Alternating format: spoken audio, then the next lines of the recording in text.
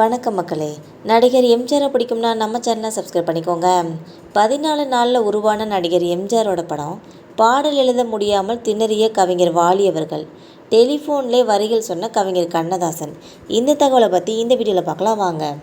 அன்பே வா படம் வெளியாகும்போது டிக்கெட் கிடைக்காத ரசிகர்கள்லாம் வேறு படத்திற்காக போகக்கூடாது, அப்படி போனாங்கன்னா அதுவும் நடிகர் எம்ஜிஆர் படமாக தான் இருக்கணும்னு முடிவு செஞ்சு 14 நாளில் ஒரு படத்தை எடுத்திருக்காங்க.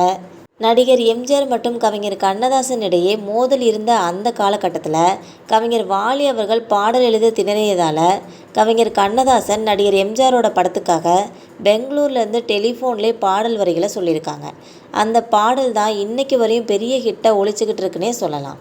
தமிழ் சினிமாவில் 1950 தொடங்கி 70களோட இறுதி வரைக்குமே தன்னோட பாடல்கள் மூலம் பல தத்துவ முத்துக்களை அள்ளி கொடுத்தவர் தான் கவிஞர் கண்ணதாசன் அவர்களே சொல்லலாம்.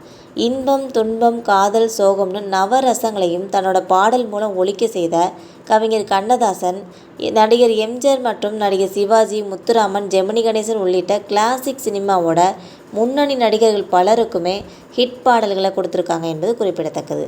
மேலும் தயாரிப்பாளராக பல படங்களை தயாரித்த கவிஞர் கண்ணதாசன் கதாசிரியர், வசனகர்த்தா, இயக்குனர்னு பன்முறை திறமையுடன் தமிழ் சினிமாவில் வலம் வந்தாங்கன்னே சொல்லலாம்.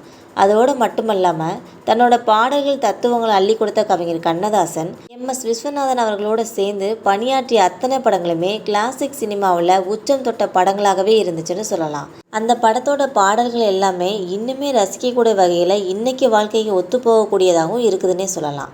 அந்த வகையில் 1966ஆம் ஆண்டு வெளியான முகராசின்ற படத்தில் சுவாரஸ்யமான ஒரு சம்பவம் குறித்து தற்போது இணையதளத்தில் வெளியாயிருக்கு. ஏவிஎம் நிறுவனம் தயாரிப்பில் 1966ஆம் ஆண்டு வெளியான படம் தான் அன்பே வான்ற திரைப்படம். இந்த படம் வெளியாகிறதுக்கு முன்னாடியே படம் வெளியானால் டிக்கெட் கிடைக்காதுன்னு ரசிகர்கள் வேறு படத்திற்கு போகக்கூடாது, அப்படி போனாலும் அதுவும் எம்ஜிஆர் படமாகத்தான் இருக்கணும்னு யோசித்து முகராசின்ற படத்தை தயாரிக்க முடிவு செஞ்சுருக்காங்க. 14 நாட்களில் தயாரிக்க முடிவு செஞ்ச இந்த படத்திற்காக பாடல் கம்போசிங் நடந்தபோது சுடுகாட்டில் வெட்டையான் பாடுவது போல் ஒரு பாடல் வேணும்னு சொல்லி கேட்டிருக்காங்க. இசையமைப்பாளர் கே.வி. மகாதேவன் பாடலுக்கான டியூனை போட்டிருக்காங்க. இதுக்கு கவிஞர் வாலியும் பல பல்லவிகளை எழுதியிருக்காங்க. தயாரிப்பாளர் சின்னப்பதேவருக்கு திருப்தியாகவே இல்லை எந்த பாடலுமே. ஒரு கட்டத்தில் வாலியால் இந்த பாடலை எழுத முடியாதுன்னு சொல்லி உறுதி செஞ்சதுக்கப்புறமா கவிஞர் கண்ணதாசனை அழைக்கலான்னு சொல்லி நடிகர் எம்ஜிஆரை கேட்டிருக்காங்க. அதற்கு நடிகர் எம்ஜிஆரும் சம்மதம் சொல்லியிருக்காங்க. உடனே கண்ணதாசனுக்கும் அழைப்பு சொல்லியிருக்காங்க. கண்ணதாசன் அவர்களும் அந்த சமயத்தில் பெங்களூரில் இருந்திருக்காங்க. இதுக்கப்புறமா கவிஞர் கண்ணதாசனுக்கு ஃபோன் பண்ணி நிலைமையை சொன்னோன்னே கவிஞர் கண்ணதாசனும் சரின்னு சொல்லிட்டு ஃபோன்லேயே பாடலோட வரிகளை சொல்லியிருக்காங்க. அந்த பாட்டு தான் உண்டாக்கி விட்டவர்கள் 2 பேர், இங்கு கொண்டு வந்து போட்டவர்கள் 4 பேர் என்ற பாடல்.